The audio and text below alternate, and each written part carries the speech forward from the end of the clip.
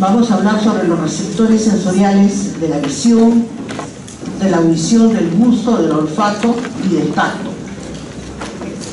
Primero, una introducción sobre qué cosas son los receptores y cuántos tipos de receptores hay. Los receptores sensoriales son transductores, o sea, son unos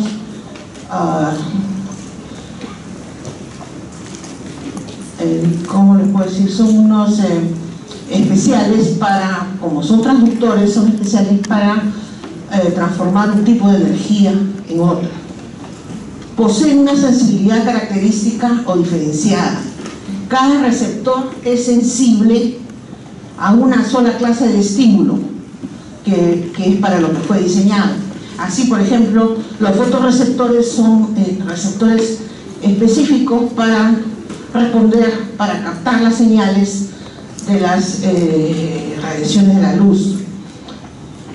Otros son de mecanorreceptores para detectar deformidades, para detectar ondas sonoras. Otros son terminaciones libres que solamente que son más fáciles de, digamos, de captar un cambio de polarización. Otros son varoreceptores que son para detectar cambios de presión, y otros osmoreceptores para detectar cierto tipo de moléculas. Entonces, a ese tipo de respuesta o de forma que tiene cada receptor se le llama modalidad de la sensación. La transmisión en los receptores se transmite, capta la señal sensorial y lo transforma en un impulso nervioso. Este impulso nervioso transmite la señal sensorial que ha recibido y la transmite como una señal eléctrica, pero que lleva toda la información encodificada por la vía sensorial, y hasta que llegue a la corteza primaria. Cuando se estimula una vía sensorial, la clase de sensación que se va a percibir va a depender de qué tipo de vía es, o sea, del lugar a donde llega, ¿no? O sea, de qué corteza primaria llega. Así pues, tenemos varios tipos de receptores sensoriales, como son los mecanorreceptores, que lo que hacen es detectar deformaciones mecánicas del receptor o tejidos, como por ejemplo el tacto, la presión, el sonido, son mecanorreceptores. Termorreceptores, que lo que hacen es detectar cambios de temperatura, o sea, detectan el calor o el frío. Los fotorreceptores van a detectar los estímulos luminosos, o sea, van a detectar la luz. Los nociceptores son aquellos que detectan lesiones que sufren los tejidos y son los que transmiten el dolor. Por eso detectan las lesiones que sufre un tejido y ya sea química, mecánica, lo que fuera, y transmiten esa señal, porque eso es un mecanismo de defensa del organismo. Los quimioreceptores van a detectar ciertas moléculas químicas, como por ejemplo el olfato, las moléculas de fragancias, el gusto, cierto tipo de moléculas químicas que tienen que ver con el salado, el dulce, el amargo. También hay otras moléculas químicas que detectan, como el oxígeno de la sangre arterial, o también varoreceptores que son los que detectan la presión, ¿no? Y la osmolaridad también es un quimioreceptor. ¿Qué cosa hace el receptor? El receptor es un dispositivo, es una estructura que va a producir la transducción, que no es más que un cambio de forma de energía en otra. O sea, transforman el estímulo ya sea de cualquiera de los tipos que hemos visto, puede ser térmico, luminoso, químico, lo van a transformar ese estímulo en un impulso nervioso. Y ese impulso nervioso va a llevar, como les digo, encodificada la información de ese estímulo. ¿Y cómo lo hace? ¿Cómo es que produce un impulso nervioso? Porque primero va a producir un cambio en la permeabilidad de la membrana. La membrana del receptor tiene una polaridad y va a producir un cambio de esa permeabilidad y va a producir un potencial del receptor. Ahora, si ese potencial de receptor va aumentando y supera el umbral, va a producir el potencial de acción, que es lo que se transmite. O sea, el potencial de receptor no se llega a transmitir a no ser que crezca y se convierta en un potencial de acción. Lo que se transmite por toda la vía sensorial es un potencial de acción. Entonces aquí tenemos en este dibujo el uso muscular, esta es la fibra sensitiva que está enviando la información de estiramiento, y la sinapsis por donde va a salir los neurotransmisores y donde se produciría. Esta es la zona de disparo donde está jalando acá en el uso de la fibra, y aquí es el potencial de acción donde liberarían los neurotransmisores. Entonces, en este caso, el estímulo es muy pequeño, muy corto, entonces se produce un pequeño de polarización, pero que no llega al umbral, produce esta pequeña polarización con eliminación de poquísimas vesículas de neurotransmisores, de moléculas de neurotransmisores. Aquí el estímulo es más intenso y un poquito más duradero, y fíjense ustedes, aumenta, pero no llega a superar el umbral y produce también una descarga, pero una despolarización, pero no es lo suficientemente intensa como llegar al potencial de acción. En cambio aquí el estímulo es intenso, es prolongado, y miren ustedes, llega a superar el umbral y produce un potencial de acción, y que se traduce en la liberación de una cantidad suficiente de neurotransmisores como para que pase a la siguiente neurona, la postsináptica, y transmita eso, y así se va a ir transmitiendo por toda la cadena de neuronas de la vía sensorial. Aquí tenemos otros ejemplos de mecanorreceptores, por ejemplo el corpúsculo de Pacini, que es el que es el receptor del tacto, y su mecanorreceptor, porque su deformación es la que va finalmente a originar el potencial de acción. Y aquí las terminaciones libres, que son simplemente como una arborización, y estas terminaciones libres son los nociceptores y los receptores térmicos, los termorreceptores son así, en esta forma, son bien simples. O sea, miren, la naturaleza ha hecho unos receptores los más simples para detectar ¿qué cosas? Los estímulos más dañinos para el organismo. Otro mecanorreceptor es el órgano de Corti, que se encuentra en el oído interno, y es el que las ondas sonoras van a producir, son un estímulo mecánico, y van a estimular a este receptor y van a iniciar toda la depolarización y la transmisión de la señal por el oído hasta llegar al lóbulo temporal. Aquí tenemos los fotorreceptores, que son de dos tipos, los bastones y los conos. Los fotorreceptores son unas estructuras que se encuentran en la retina, como vamos a ver más adelante, y tienen aquí unos platillos, miren ustedes, en este extremo, en el extremo externo, que está en contacto con el epitelio, el epitelio pigmentario de la retina. Estos fotorreceptores se encuentran en la retina del ojo, en una de las 10 capas, pero lo que tienen estos fotorreceptores son unos discos, como les he enseñado acá abajo, acá y acá, unos discos en forma de platillos, ¿no?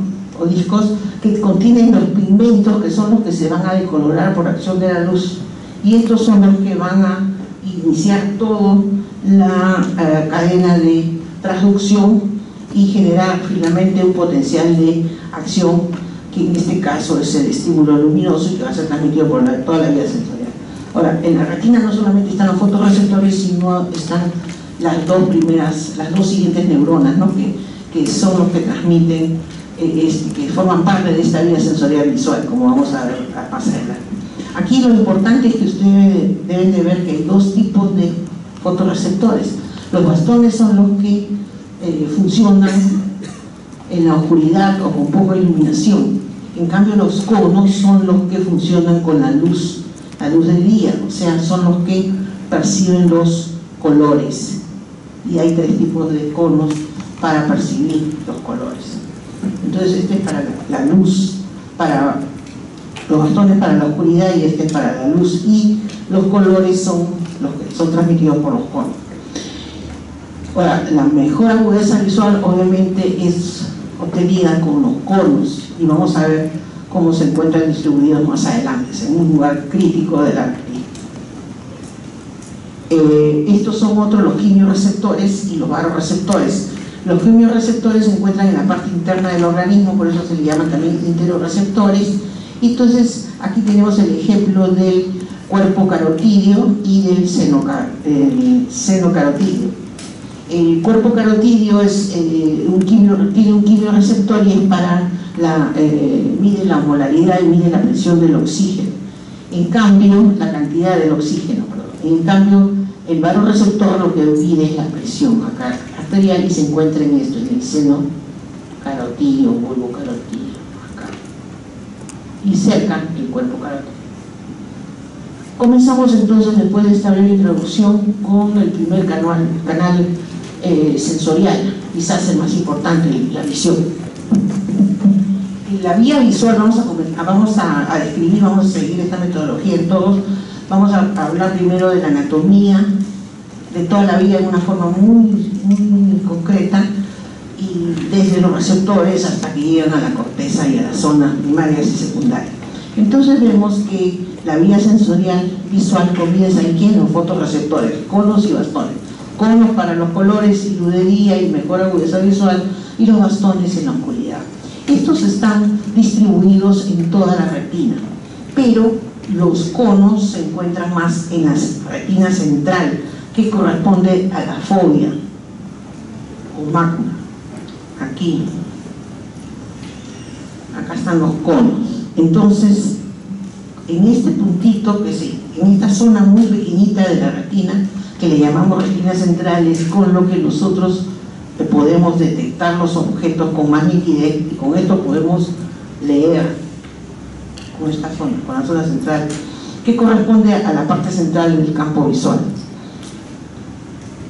Entonces los receptores se encuentran en la retina, en una de las 10 capas de la retina, bien pegaditos al epitelio pigmentario, porque tienen que estar cerca para que una vez que se produzca la transducción de la luz, el pigmento se descolora, entonces tiene que ser repuesto. Entonces continuamente el epitelio pigmentario le está mandando y reponiendo el pigmento, por eso es que estaban tan juntos en el dibujo anterior.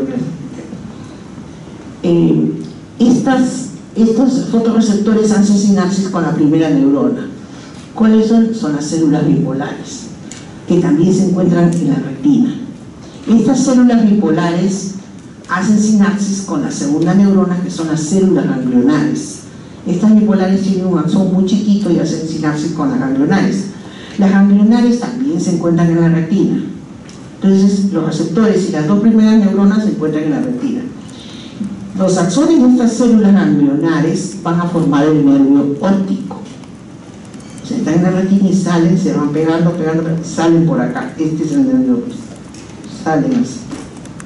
Y forman el nervio óptico. Este nervio óptico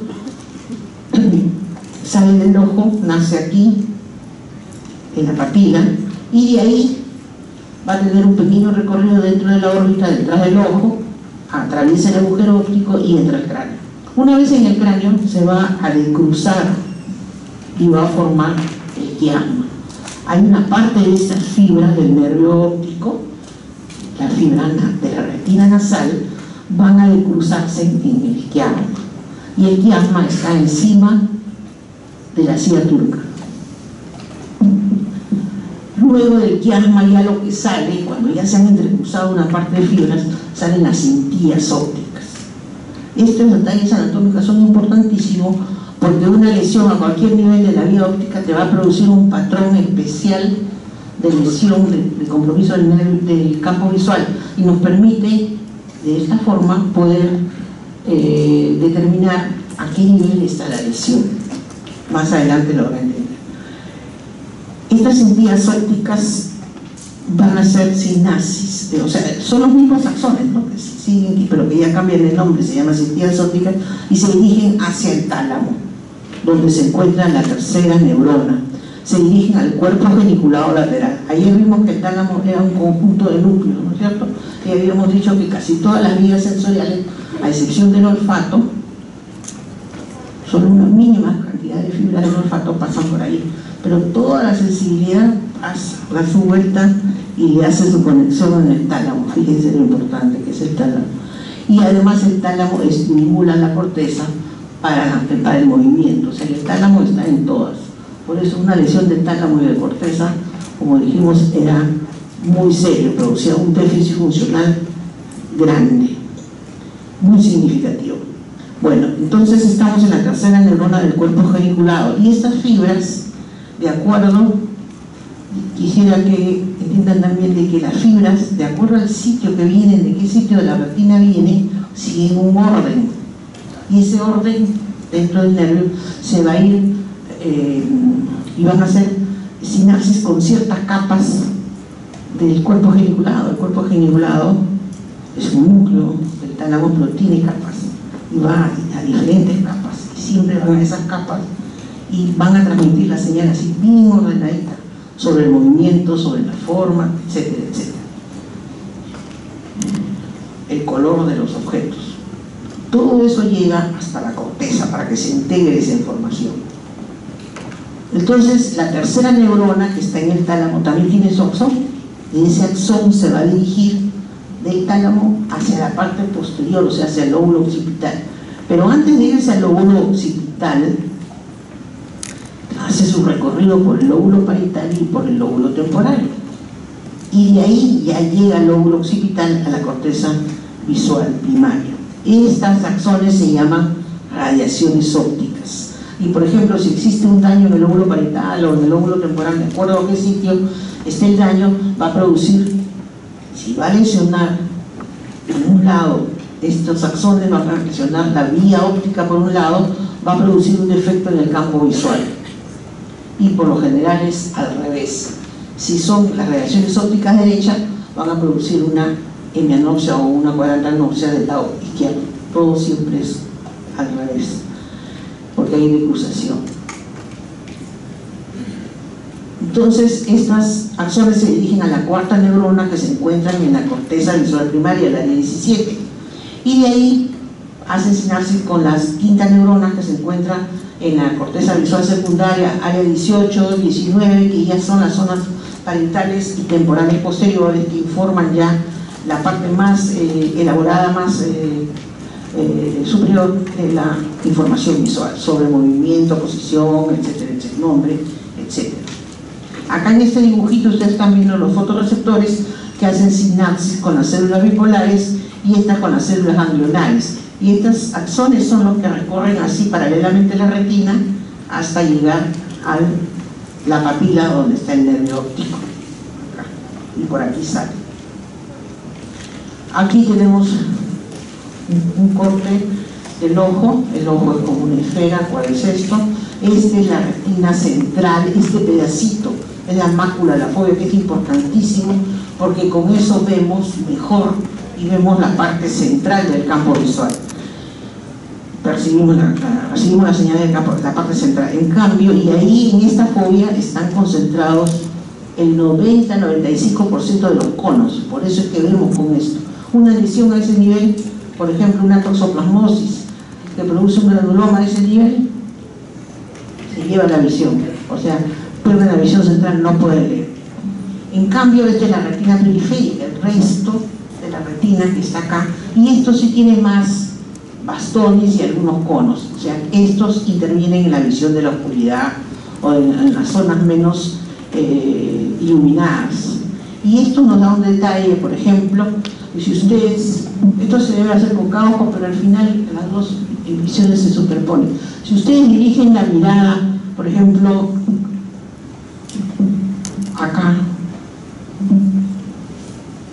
van a ver bien nítidos. Si ustedes fijan su mirada acá en estas neuronas amarillas que vienen a ser las ganglionares, ustedes están fijando la mirada acá, ven esto bien nítido, ven el núcleo, el nucleolo, y por el costadito van a ver una sombra con letras, pero no pueden distinguir, no pueden leer esto. Esta es la visión central y esta es la visión periférica, que no es tan fina, que no está, igualito pasa con esto. Pero si ustedes dirigen la mirada acá y pueden leer axones en la superficie de la retina, pasando, van a ver esto más borroso, no tan fino, no van a poder distinguir bien el nucleolo del núcleo, y acá menos, acá van a ver una mancha con letras. Esa es la visión periférica. Eso quiere decir, eso nos está demostrando que el foco, o sea, el centro de la mirada es donde mejor agudeza visual tenemos. Aquí tenemos un bastón que cuando llega algo de luz, acá está la luz, va a estimular la rhodopsina, que se encuentra acá en estos platillos, como les dije, en estos platillos lo decolora y se genera una reacción química que es esta, que se cambia en un montón de nombres, y al final lo que hace es estimula, ya vamos a ver, a una proteína, un segundo mensajero, y va a producir el potencial de acción que va a ser que va a viajar por toda la vía sensorial. O sea, esto va a ir a la sinapsis con la célula bipolar. Como ustedes ven, acá están los conos. Esto transmite la señal a la célula bipolar, esta rosadita, y esta a la célula ganglionar. Y los axones de esta célula ganglionar van a llevar la información ya hacia la parte intracraneal.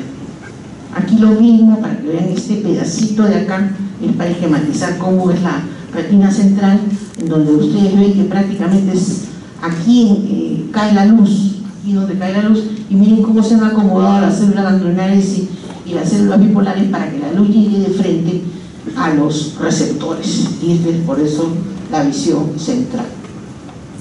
Aquí vemos qué es lo que pasa, cómo es que se produce la transducción de la luz. En estos discos, en los fotorreceptores, ¿qué es lo que se ha encontrado? Que hay unos receptores para la rhodopsina, que es un pigmento que se encuentra acá. Entonces viene la luz y actúa sobre los receptores de la rhodopsina, sobre el receptor de la rhodopsina, y ¿qué es lo que va a hacer? Va a producir una estimulación un cambio, una activación de la proteína G, que es esta, y esta proteína G se va a activar, va a hacer separarse la función alfa, y va a activar a la fosfodiesterasa del GMP cíclico, y se va a formar el GMP cíclico. Va a su vez a activar los canales de sodio, y se cambia la polaridad, se despolariza la membrana y se produce el potencial de acción. Igual acá vemos en una forma esquemática, este es el disco, acá está el pigmento visual de rhodopsina, viene la luz, lo estimula la rhodopsina cambia la proteína G, esta proteína G actúa sobre esta enzima, la fosfodiesterasa del GMP cíclico, se libera el GMP cíclico y va a actuar sobre los canales de sodio y va a producir una despolarización de esta membrana. Y se produce, porque si es lo suficientemente intensa, va a producir el potencial de acción. Y lleva toda la señal con la información del objeto visual, del estímulo visual. Aquí otro dibujo para que entiendan la periferia del centro. Y hay otro detalle, en el centro no solamente es que estén concentrados la mayor cantidad de conos, y que eso es lo que nos produce la mejor agudeza, la mejor visión, la mejor calidad de visión, sino que las sinapsis son más específicas, son de una a una. Por ejemplo, aquí vemos que este fotorreceptor hace sinapsis con una célula bipolar, y esta célula bipolar hace sinapsis con una célula ganglionar, no hace con varias, o sea, la señal es directa. En cambio, en la periferia no, un fotorreceptor hace sinapsis con varias células bipolares, y una célula bipolar hace sinapsis con varios fotorreceptores. Aquí no se nota tanto, sino acá, aquí es más demostrativo. En la periferia, en la retina central, aquí los conos, miren, un cono hace sinapsis con una célula bipolar, y una célula bipolar hace sinapsis con una célula ganglionar, una a uno. O sea, la transmisión de la señal es más nítida, es directa. En cambio acá no, acá una célula bipolar, miren cuántos fotorreceptores recibe, y una célula ganglionar recibe a varias células bipolares, asesinarse con varias. Entonces la transmisión de las señales no es tan nítida. Aquí vemos, vamos a explicar algo sobre la vía sensorial visual. Esta es la retina, ¿ya? Y esta retina, como el ojo es esférico, la retina tiene una porción nasal, que acá está la nariz, ¿no? Entonces tiene una porción nasal, que es la parte interna, y una porción temporal, que es la parte externa. Pero como, aquí vamos a introducir el concepto del campo visual, pero como el ojo es esférico, la retina nasal no va a recibir la luz del campo, este es el campo visual, este es el campo de un ojo, y este de acá es el campo del otro ojo. Ambos campos se superponen y se superponen, si es que no hay desviación ocular, se superponen en forma perfecta. Incluso solamente vemos un objeto, no vemos dos. Entonces, pero esta extensión de lo que nosotros vemos así con cada ojo se llama campo visual. Entonces acá el detalle está en que estas fibras retinianas nasales, lo que van a ver van a ser responsables de lo que se encuentra en el campo temporal, ¿no es cierto? Y esta retina temporal que está afuera es responsable de este campo nasal. Y así en el otro ojo. Y ambos se superponen, listo, así. Entonces, ¿qué es lo que sucede? Aquí salen todas las fibras separaditas, las nasales, las temporales de un ojo, aquí también.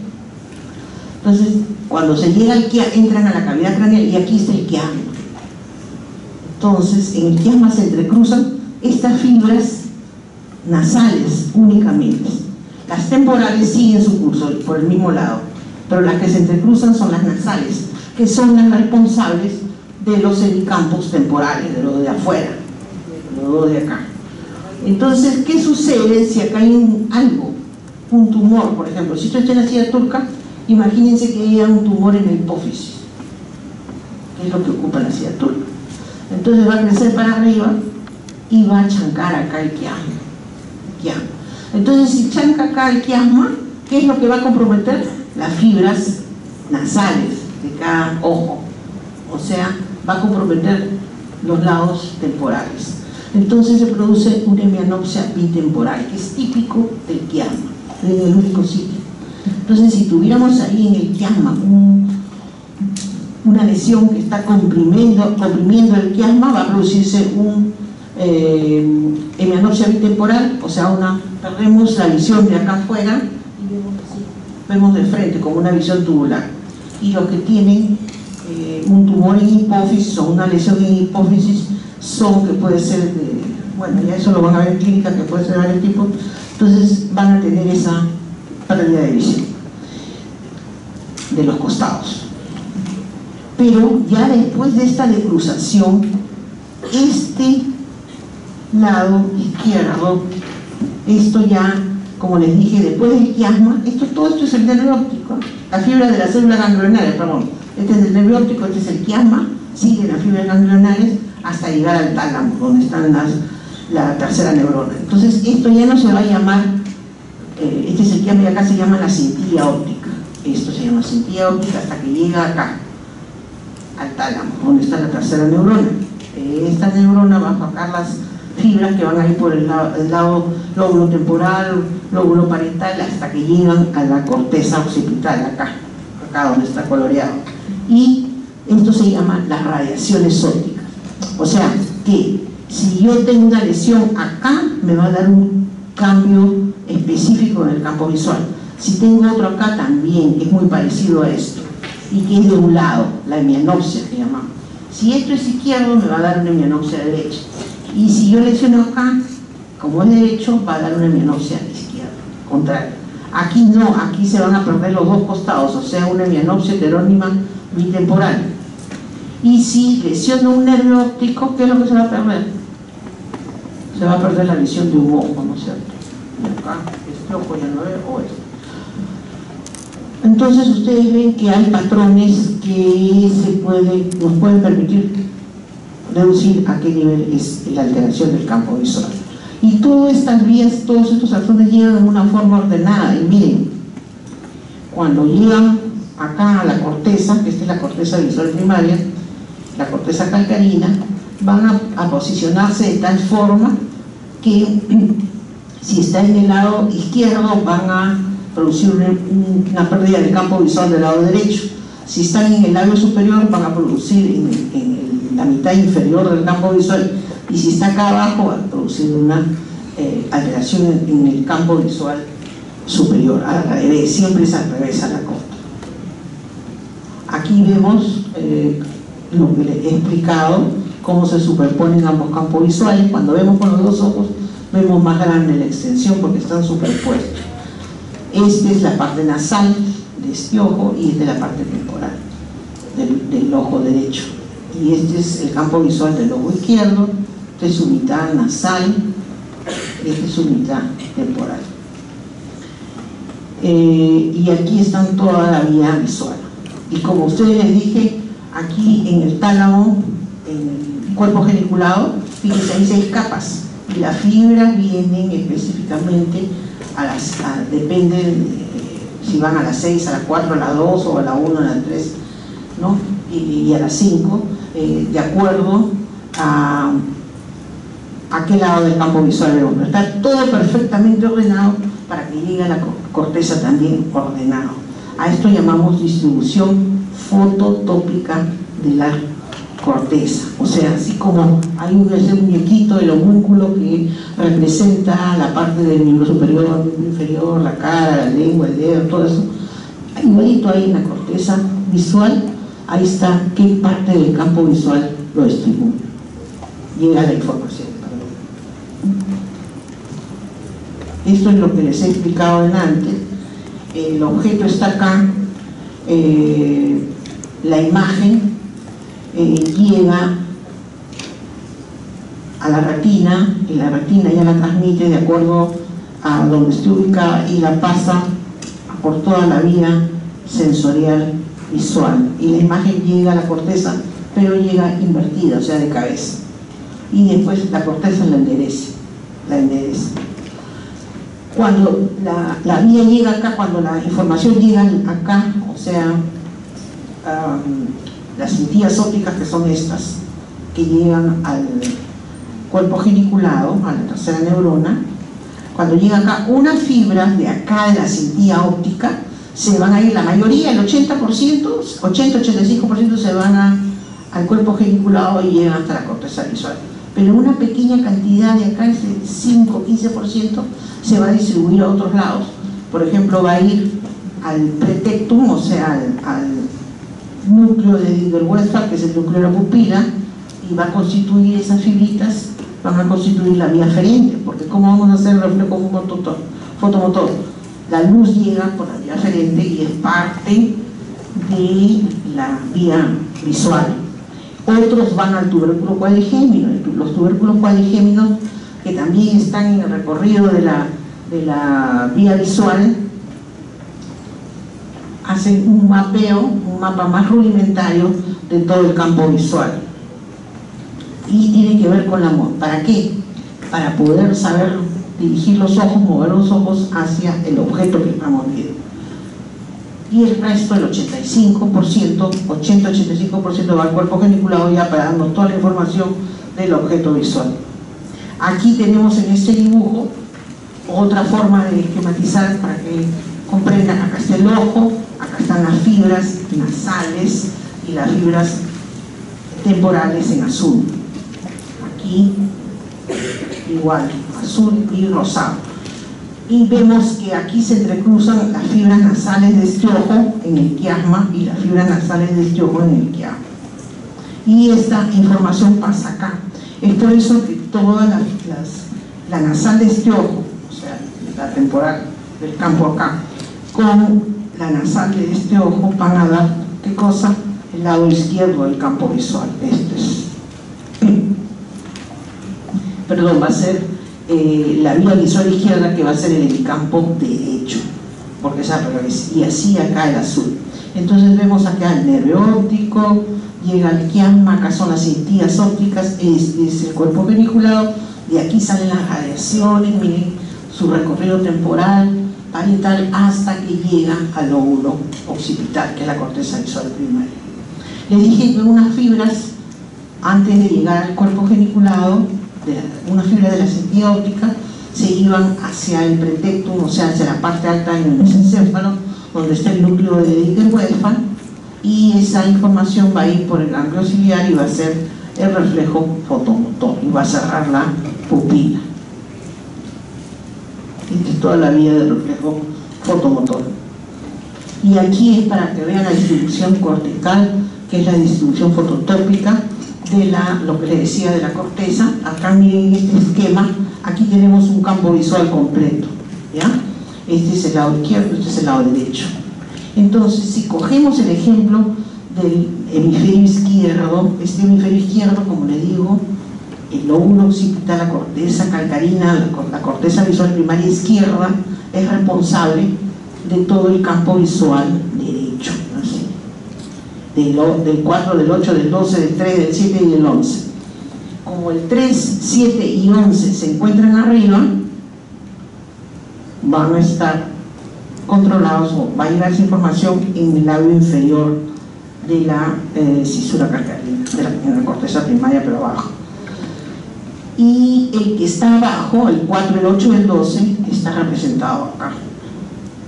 La parte más externa, periférica, que es el 12, está en la parte más interna del labio, y la parte más interna, o sea, más central, está en la parte más externa, porque en el polo occipital está representado la zona central de la visión.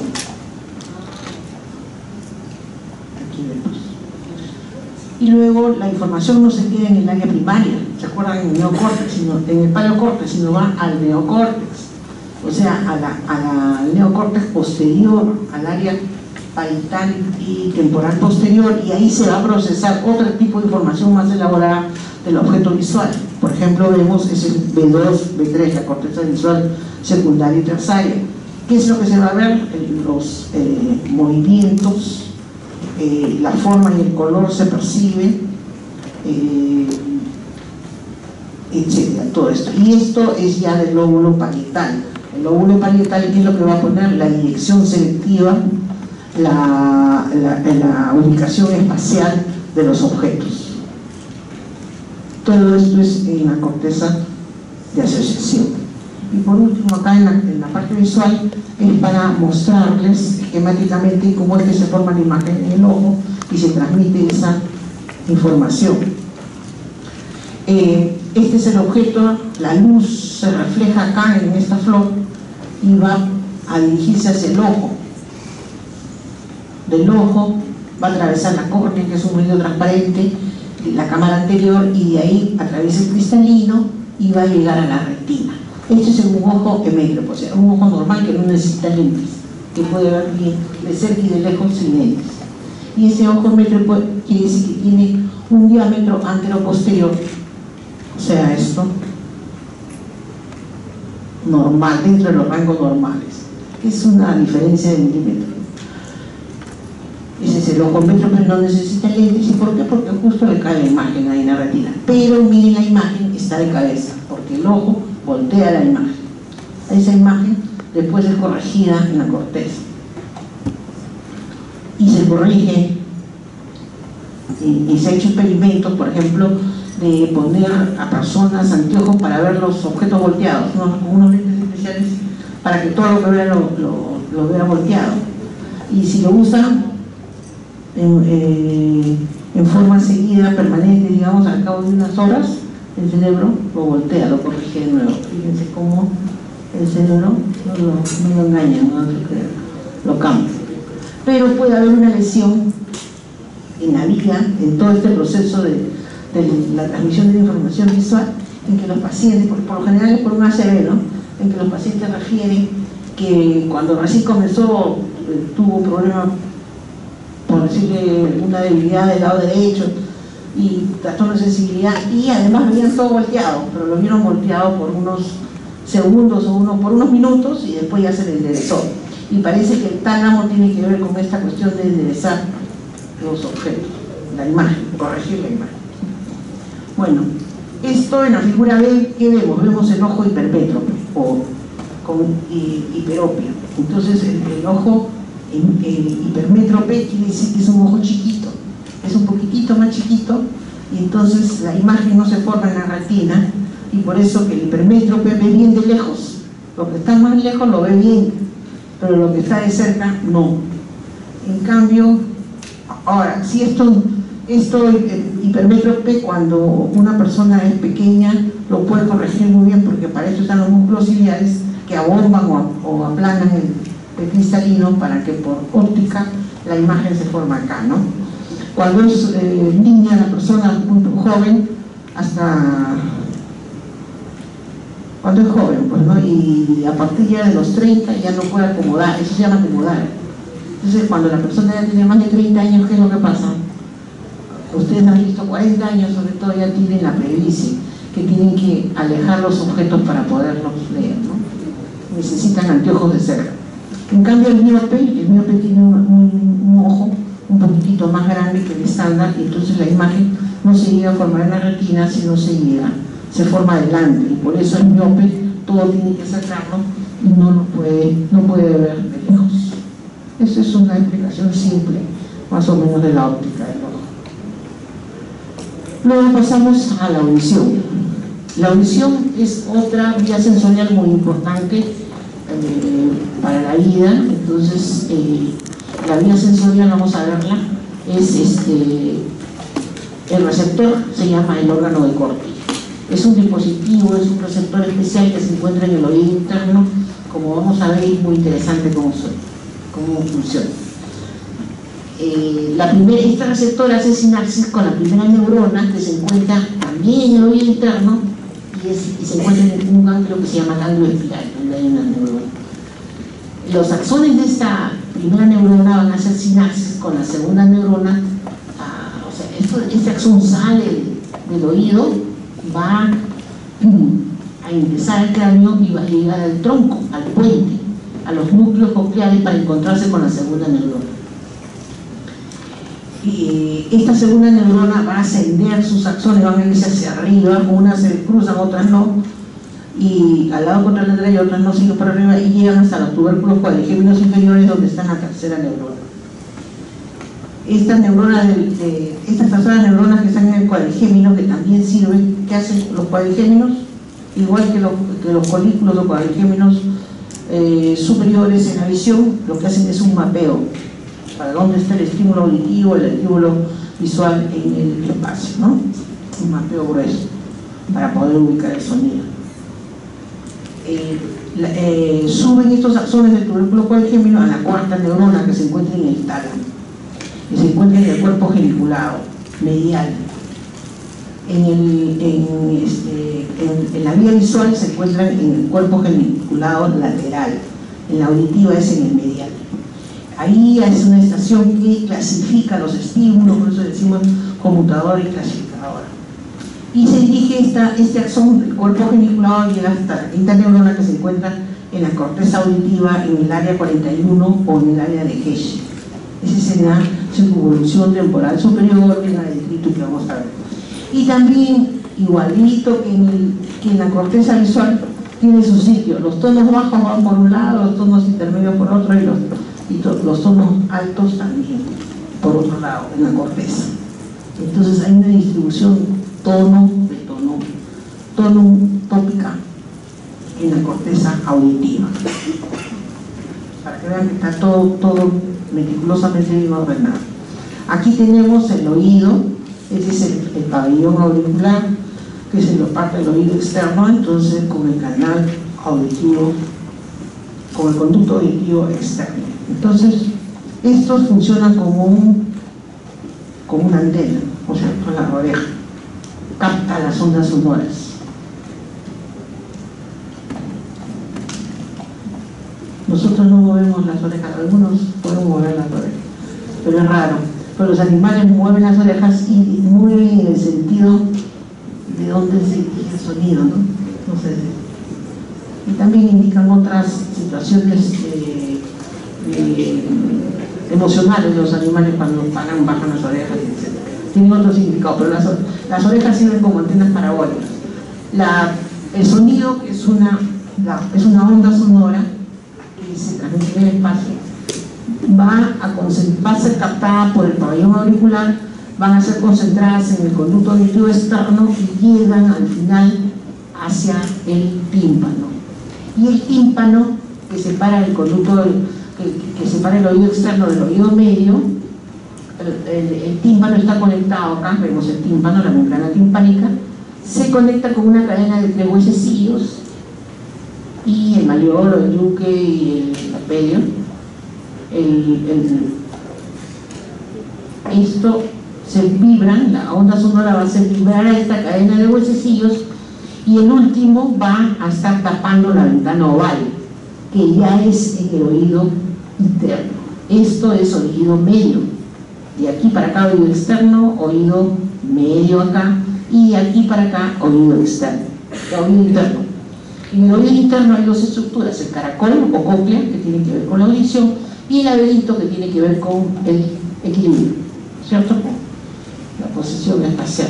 Entonces vamos a ver solamente la cóclea, en el sentido de la audición. Entonces este huesecillo tapa la ventanilla oval, y donde la ventanilla oval está en un líquido que la perilinfa, la endolinfa está ahí metido, y la transmisión de estos movimientos de huesecillos va a mover ese líquido, y al mover ese líquido va a mover a una membrana que está ahí sumergida en el órgano de corte. Este es, para que ustedes vean, el oído interno. Esta es la ventana oval, que es la que vibra y se mueve con el huesecillo, y al moverse va a mover estos líquidos. La escala timpánica está acá, una pertenece a la ventrícula y la timpánica. Entonces mueve esto, y aquí ¿qué es lo que sucede? Acá hay este es el órgano de corte. El órgano de corte contiene a los receptores auditivos, que son estos. Estos receptores, estas células amarillas que son los receptores, las células receptores son las células pilosas. ¿Por qué? Porque acá tienen unos como pelitos, como son unos estereocilios, unos cilios. Estos cilios están adosados a esta membrana tectorial. Esto es importante porque normalmente está cerrado. Estos cilios tapan una entrada, un canal iónico. Entonces cuando viene la onda sonora va a mover esto, va a templar esta membrana, y de acuerdo a los movimientos que va a hacer, va a tapar y destapar con una secuencia, una forma que va a transmitir la señal que viene con el sonido. Esta señal de acá, que es captada por estos receptores, va a producir una depolarización, y esa depolarización lleva toda la información sobre el sonido, sobre la característica del sonido, y va a ser transmitida a la primera neurona, que es el ganglio espiral, que está acá también en el oído interno. Y estas axones de estas células del ganglión espiral van a transmitir la señal, van a formar el nervio auditivo. Miren, estas axones se van a juntar a formar el nervio auditivo, y van a irse hacia el tronco, hacia el puente, hacia los núcleos cocleares, que son la segunda neurona. Aquí vemos mejor el órgano de corte, que es esto con su membrana tectorial. Acá están los receptores, las células pilosas con sus estereocilios, que cuando se mueven van a templar y mover la membrana tectoria, y van a producir una depolarización, van a abrir estos canales y van a entrar unos iones, y va a producir una depolarización que, si pasa el umbral, va a producir un potencial de acción que va a llevar toda la señal con la información encodificada. Ahora, ¿cómo es que se realiza esa transducción en las células pilosas? Aquí tenemos un dibujo de las células pilosas. Entonces normalmente están cerraditos y no permite que el potasio salga, ¿no?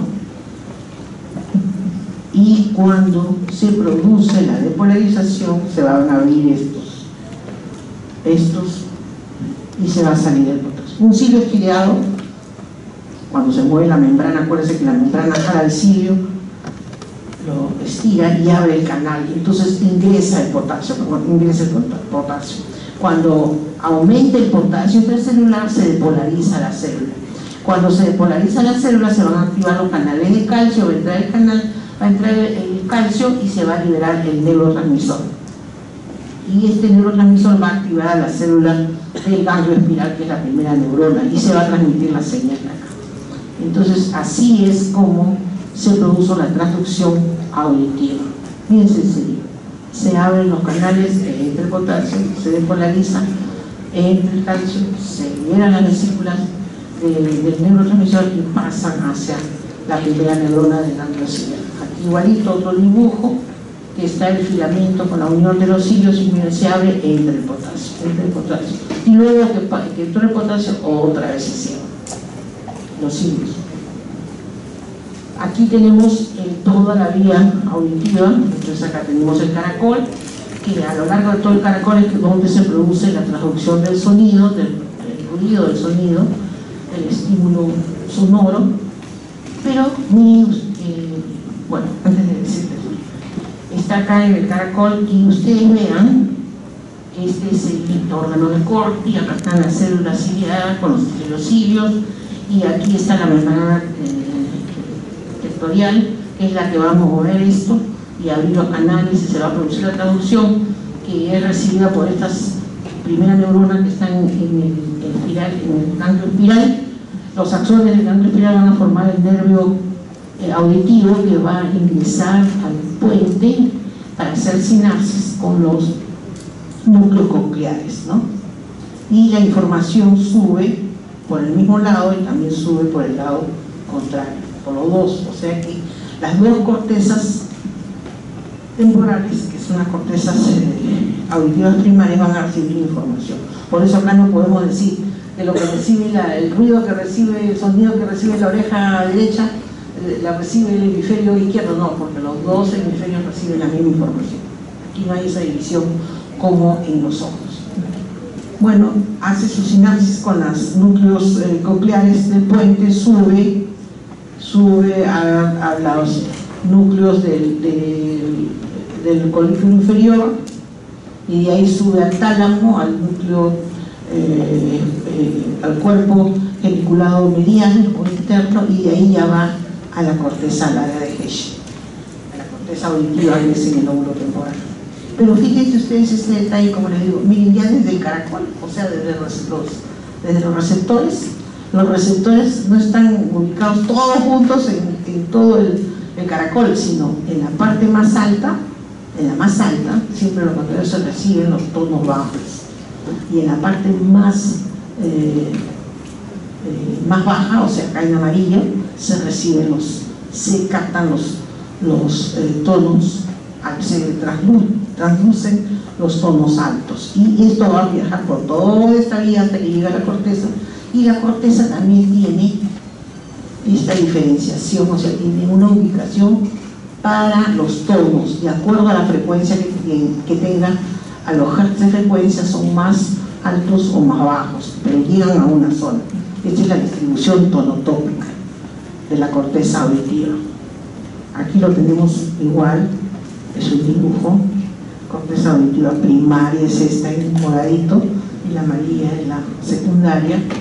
Y aquí tenemos, miren ustedes, cómo está ubicado, primero con menos hertz de frecuencia, y aquí con mayor hertz, o sea, más agudos, y estos son tonos más bajos. Todo perfecto. Y así terminaría, y la conexión que tiene esta corteza auditiva primaria con la secundaria, o sea, con el neocórtex posterior, es lo que va a darnos la información más elaborada sobre el sonido. Vamos a poder reconocer que ese sonido corresponde a un timbre, que corresponde al teléfono, que corresponde a una calidad de agua, a lo que sea. Eso lo reconocemos, lo denominamos, y también en el hemisferio izquierdo vamos a procesar ahí el lenguaje, ¿no? O sea, la decisión del lenguaje. los sonidos los vamos a traducir en el lenguaje, las palabras verbales. Luego vamos a hablar sobre el tacto. El tacto, sobre la vía sensory y sobre la sensibilidad somática, llamamos. ¿Por qué somática? Porque por lo general están distribuidos en toda la piel, ¿no? Están distribuidos en la piel de todo el cuerpo. Entonces, ¿qué tipo de receptores tenemos? Tenemos receptores para detectar el tacto, el dolor, el calor. Entonces vamos a ver la posición también, el movimiento, pero vamos a hablar primero que todo básicamente de estos tres, que es lo fundamental: el tacto, el dolor y el calor. El tacto, sus receptores son los corpúsculos de Pacini y de Meissner. El dolor y el calor son terminaciones libres. Estos receptores se encuentran en la piel. El dolor también tiene en estructuras profundas, ¿no? La primera neurona se encuentra, estos receptores van a hacer sinapsis con la primera neurona, y la primera neurona, la neurona sensitiva, se encuentra en el ganglio espinal. ¿Se acuerdan cuando vimos médula? Vimos que había un nervio espinal, un nervio raquídeo, y que en la rama posterior, que es la parte sensitiva, estaba el ganglio espinal. Ahí está la neurona sensitiva, el ganglio espinal sensitivo. Por eso es un grupo de neuronas sensitivas. Estos axones de la neurona sensitivas va a ir hacia la médula, la asta posterior de la médula, donde se encuentra la segunda neurona. Y esta segunda neurona hace sinapsis con la segunda neurona, y ahí el axón de esta segunda neurona van a formar los haces espinotalámicos. Los fascículos o haces se llaman con nombre y apellido, un espinotalámico. El nombre es el sitio de origen. Si dice espinotalámico, quiere decir que nace en la médula y terminan en el tálamo. Si dijeran al revés, serían nacido en el tálamo y terminan en el tálamo. Por eso también en la parte, ¿se acuerdan ustedes? En la parte motora había un rubro espinal, comenzaba en el núcleo rojo y terminaba en la médula.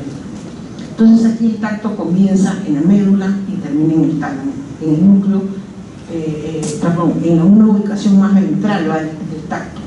El espinotalámico va por la sustancia blanca en la médula, o sea, por fuera del H de la sustancia gris, pero hacia la parte más ventral, más hacia la parte central. En cambio el dolor viaja en forma más lateral y se dirigen al tálamo, al núcleo ventral posterolateral del tálamo. Estas axones de esta tercera neurona van a ir hasta la corteza primaria. ¿Cuál es la corteza primaria sensitiva? Es la parital, ¿no es cierto? Es la área poscentral, la estimulación poscentral. Entonces aquí tenemos otra vez otro corte de piel con los receptores, con los corpúsculos de Meissner, de Pacini. Aquí otros, los mismos, Meissner, Pacini, y acá terminaciones libres, de lo nuevo. Este es cómo se produce la traducción del tacto. Este es el corpúsculo de Pacini, y miren, el tacto es un mecano receptor, porque el estímulo es un estímulo mecánico que deprime al receptor y le cambia de forma. Al cambiarlo de forma, produce una despolarización que va a ser transmitida por toda la vía sensorial, va a viajar de nodo a nodo, así como lo ven acá, y llega pues a la corteza, finalmente a la corteza primaria sensitiva. Aquí tenemos la médula para mostrarle que esta columna, estas axis posteriores son donde se encuentra la parte sensitiva y la anterior son las motoras. Acá están las motoneuronas que estudiamos con la médula, y acá las sensitivas. Entonces acá en la piel está el receptor sensorial, se presiona acá el tacto y estimula, este receptor va a estimular a la neurona que se encuentra en el ganglio dorsal. Acuérdense que siempre lo dorsal es sensitivo y lo ventral es motor, y estos dos van a formar el nervio raquídeo, y llega acá, se le cruza y viaja. Aquí vemos cómo llega la información, llega al asta posterior y de ahí se va para arriba por el espino talámico. Estas son otras columnas que son las que van de frente para atrás, y la decruzación sensitiva, donde va la información de la vibración y de la sinestésica, es por los cordones posteriores de Colli-Burgos. Estos se decruzan más arriba por debajo de la decruzación motor en el tronco.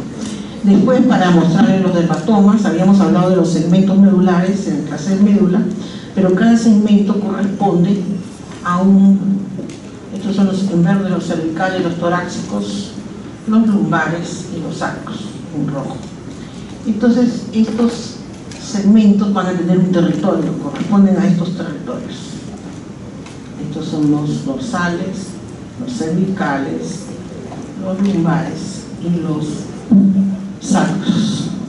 Por eso, cuando hay una hernia en L4, L5, el dolor viene por acá, es la ciática, ¿no? Cuando se va para atrás es sacro, es L5, S1 acá. En cambio, la sensibilidad de la cara está dada por el trigémino, por las 3 ramas del trigémino, y la parte posterior por las primeras raíces cervicales. Entonces, el trigémino tiene una rama sensitiva, oftálmica llamamos, o primera rama B1, B2, que es la malar, porque es de la mejilla, y la maxilar, o mandíbula, que es la B3, la inferior. Así cada uno de su mismo lado. Este es el territorio de la sensibilidad trigeminal. Acá estos son los dermatomas, cómo van, lo que les había dicho, pero diferenciados en colores. Y estos son los nervios. Después que salen las raíces en el cuello, se forma un plexo, o sea, hay un entrecruce. Acuérdense nomás que hay un cruce de fibra de la raíz C5 con la C6 con la C4 y forman un nervio, el nervio radial, el nervio mediano, el nervio cubital. Entonces, por el entrecruce ya de fibras es que se forman estos nervios periféricos que llamamos, y que el nervio radial, radial es el rojo, este es el territorio radial, este es el mediano y este es el cubital, la parte interna de la mano. Entonces, la vía sensorial es así. Acá están los receptores, todos los receptores llegan al ganglio, la información llega al ganglio espinal, del ganglio espinal pasan al asta posterior, y del asta posterior unos se cruzan y viajan por los espinotalámicos, y otros entran acá y se van por los cordones posteriores y se cruzan acá más arriba. Y después van a ir al tálamo, y del tálamo a la corteza parietal. Esa es toda la vía sensorial. Esto es lo mismo para que vean las vías de la sensibilidad, el dolor y la temperatura, la vibración, la posición van por los cordones posteriores, que no se cruzan acá en la médula sino más arriba, y van hacia el lado contralateral. Igual lo mismo. Y este es el tálamo, el núcleo ventral posterior del tálamo, que es donde llega toda la información sensitiva. Y la información sensitiva llega a la corteza primaria sensorial, que es donde está el homúnculo sensorial, que es igual que el motor, y que tiene su representación de la cara, de la lengua, del brazo y del pie en la cara, del miembro inferior en la cara interna del hemisferio. Y esta es la corteza primaria, donde llega, acá está el homúnculo, y esta es la corteza de asociación. O sea, nosotros con esa corteza de asociación, mediante el tacto, podemos determinar qué tipo de objeto es, si nos dibujan una letra en la mano o nos dibujan un número, y no lo vemos, estamos con los ojos cerrados, podemos determinar qué número nos han hecho, qué número es, identificar el número de la letra en condiciones normales. Esto es con las áreas de asociación. Luego pasamos al olfato. El olfato, los receptores se encuentran, los receptores nasales que están en la nariz, en el epitelio olfatorio, y se encuentran en la parte superior del septum, en la parte superior y posterior del septum nasal. y en las paredes laterales de la cavidad nasal. De estos receptores salen unas fibras que se llaman las fibras olfatorias. Estas fibritas olfatorias van a atravesar la placa piriforme del hueso etmoidal, o sea, atraviesan un hueso muy delgadito y llegan ya a la cavidad craneal, al piso anterior. Y hacen sinapsis con la segunda neurona que se encuentra ¿dónde? En el bulbo. El bulbo está en el piso anterior, ese es el bulbo olfatorio. Y ahí, en ese bulbo olfatorio se encuentran las neuronas mitrales, la segunda neurona, y van a salir una fibra que se llama tracto olfatorio. De ahí se va al trígono, donde se encuentra la otra neurona, se le cruzan parcialmente y se dirigen hacia el lóbulo temporal, al área del lóbulo piriforme, que es el área primaria, y el núcleo amigdalino, que es parte del hipotálamo. La función, bueno, ya saben que es el olfato, y los síntomas es pérdida del olfato, percibir un olor equivocado, digamos, es la parosmia, y la cacosmia es la percepción de olores desagradables. Aquí tenemos un dibujo de la mucosa nasal y vemos en amarillo los receptores nasales. Como los estímulos son acá, son químicos, ¿no? Los estímulos son químicos, son moléculas químicas, entonces de fragancia van a ser captadas por estos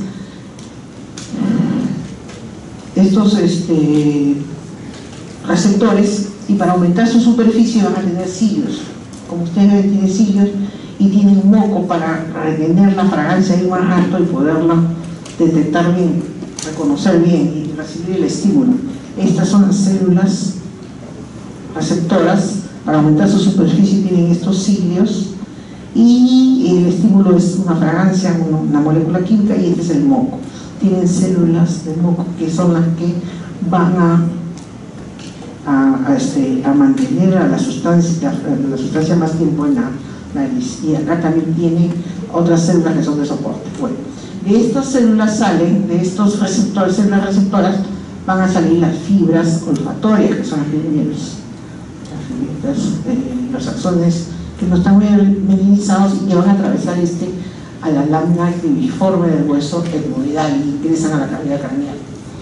Ya estas células receptoras, las células olfatorias, es esta, con sus cilios, que son para aumentar, y el moco para tener la fragancia. ¿Qué es lo que va a pasar? ¿Qué es lo que van a hacer? Las moléculas de la fragancia van a estimular a la proteína A, al receptor de esta fragancia, y van a estimular al MP cíclico, a la proteína G, perdón, y a la proteína G activa acá también a la MP, se produce ATP y va a abrir canales de calcio y sodio. Entre el calcio se abren los del cloro y se produce la depolarización de la membrana. O sea, el cloro, sale el cloro, entra el calcio, sale el cloro y se depolariza la membrana. Esta es el mecanismo de la percepción de las moléculas de fragancia. O sea, interviene la proteína G, igual que en la visión. En cambio, en la del oído, ¿cuál ion es el que se mueve? El potasio, ¿no es cierto? Que se destapan los. Bueno, esta es toda la vía sensorial olfatoria. Acá está la mucosa, graficada la mucosa nasal, con las células receptoras, los nervios olfatorios, las fibrillas olfatorias que atraviesan el hueso etmoidal, la lámina cribosa, entran a la cavidad craneal, este es el piso anterior, se dirigen al bulbo olfatorio donde está la segunda neurona, sus axones hacen sinapsis con la del trígono.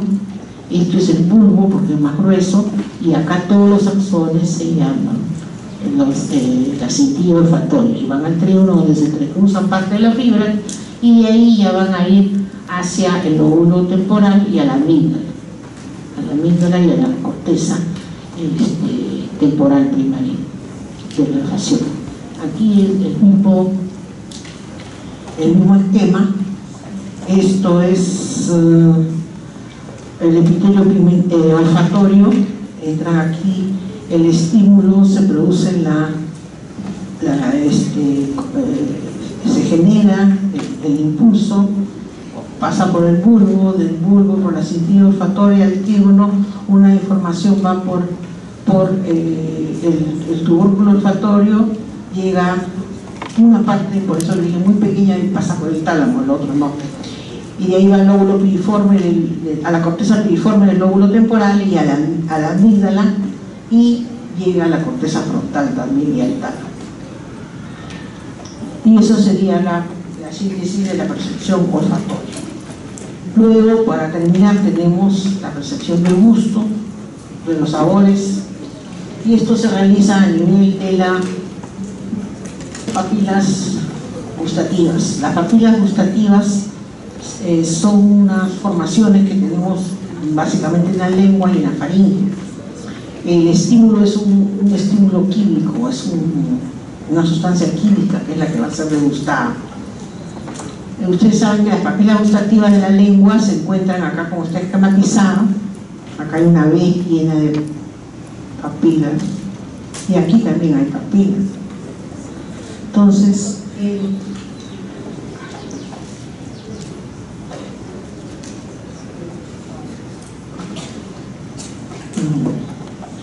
esta parte anterior, antes de esta B de papilas, es inervada por el facial.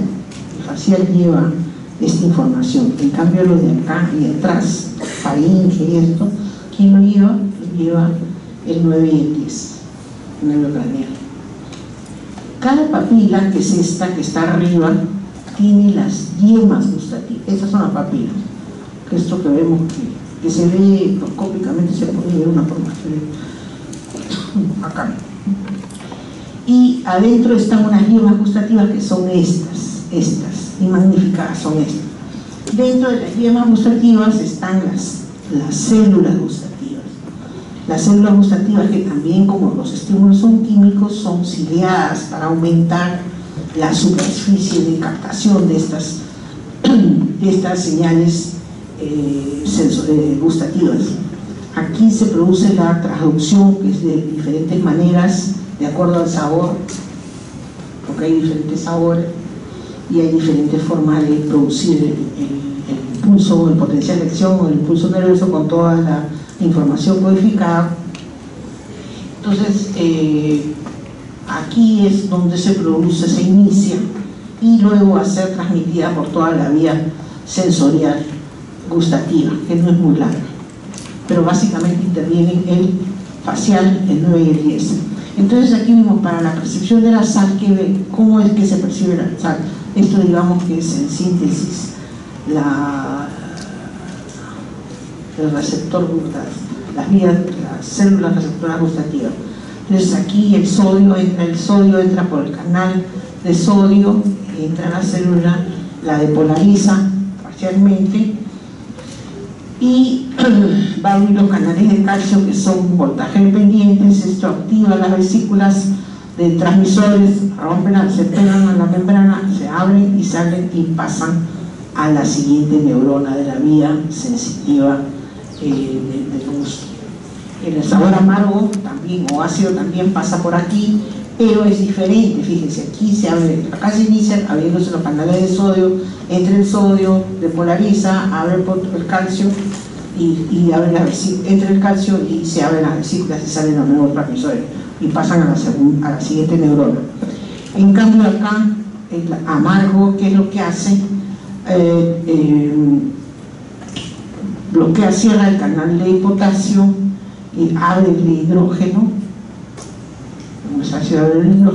Se depolariza la membrana. Entonces, como la membrana se depolariza, se abre otra vez el calcio, y al final igual se rompe las vesículas y pasa la señal a la siguiente neurona. El dulce, el sabor del azúcar, ¿qué es lo que hace? Reacciona con los receptores del azúcar, estimula el receptor del azúcar. Estimula la proteína G. Por intermedio de la proteína G se estimula la formación del AMP cíclico. Este AMP cíclico va a actuar sobre los canales de potasio y se produce la depolarización recién recién, y entre el calcio se abren las vesículas y sale. O sea, la proteína G interviene en la percepción del olor y del dulce y la visión. Entonces, acuérdense, después ya lo demás. Y por último, el glutamato. El glutamato, cómo actúa abriendo los canales de sodio. El sodio se depolariza y es muy parecido a la sal, ¿no? El igualito a la sal, abre el calcio, activa las vesículas con los neurotransmisores y se abren las vesículas y llega a la siguiente neurona. Y aquí, como tenemos la vía sensorial gustativa de las papilas, por la vía sensorial van a llegar a los núcleos del 7, del 9 y del 10, que son parte del tracto solitario. De ahí llega la señal al hipotálamo, del hipotálamo al núcleo amigalino, y de ahí a la corteza receptiva, que también se encuentra en el lóbulo temporal. Acá está el sistema gustativo, igualito. Miren la lengua, la fila, van por vía del 7, por vía del 9, y llegan al tronco del tronco, suben, llegan hasta el tálamo, y del tálamo van a estimular al hipotálamo y a la corteza gustatoria, que está donde, en la ínsula, acá, miren. La corteza primaria está acá, en la ínsula, en el lóbulo temporal. Muchas gracias.